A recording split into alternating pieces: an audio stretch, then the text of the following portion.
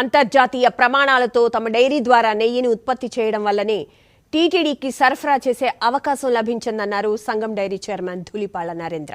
తూర్పుగోదావరి జిల్లా దేవరపల్లి మండలం రామన్నపాలెంలో ఏర్పాటు చేసిన బల్క్ మిల్క్ చిల్లింగ్ సెంటర్ను గోపాలపురం ఎమ్మెల్యే మద్దిపాటి వెంకట్రాజుతో కలిసి ఆయన ప్రారంభించారు.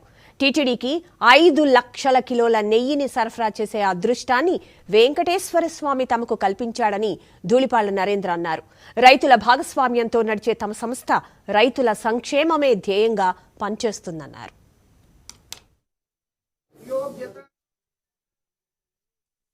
గత 5 సంవత్సరాల కాలంలో ప్రభుత్వం సంఘం డైరీని వివిధ రూపాయల వేధించిన విషయం, అలాగే ఎన్డీడీబీ కూడా లెటర్ రాసి నిధులు ఇవ్వకూడదని రాసిన నేపథ్యాన్ని కూడా ఒకసారి గుర్తు చేస్తా ఉన్నా. అయినా మేము సంఘం డైరీ రైతుల భాగస్వామ్యంతో నడిచే సంస్థ కాబట్టి రైతుల యొక్క నమ్మకం ద్వారా వాటన్నిటిని అధిగమించి మేము అభివృద్ధిని సాధించడం జరిగింది. ఆ ప్రాంతాల్లో ఉన్న ప్రజల యొక్క అభివృద్ధిలో మేము భాగస్వాములై రైతులకు కావాల్సిన కార్యక్రమాలు తీసుకుని ముందుకు వెళ్తా ఉన్నాం.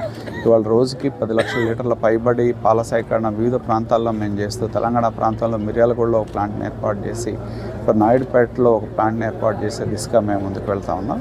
మేము ఎక్కడికి వెళ్ళినా కూడా నిజానికి సంఘం డైరీకి వచ్చిన చిన్న చిన్న ఒడిదుడుకులను దగ్గరగా గమనించినప్పుడు సంఘం డైరీ అనేది ఒక పుట్టును చూస్తే మనకి చాలా పెద్దగా లోపల ఒక చాలా పెద్ద నిర్మాణం ఉంటుంది.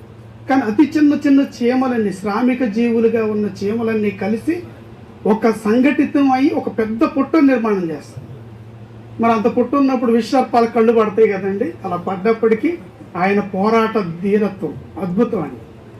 నేను ఇప్పటికీ ఒక ఎమ్మెల్యేకి ఏదైనా సబ్జెక్ట్ మాట్లాడాలన్నప్పుడు, అప్పుడు నేను ఆఫీసులో ఉండేటప్పుడు కూడా నేను అనాలిసిస్ చేసుకున్నప్పుడు వారు మాట్లాడే స్పీచ్లు రాసుకునేవాడిని. ఆయన అసలు ఆయన ఒక ఏదైనా చంద్రబాబు గారు కూడా ఏదైనా ఒక క్లిష్టమైన సబ్జెక్ట్ ఉంది. జార్ఖండ్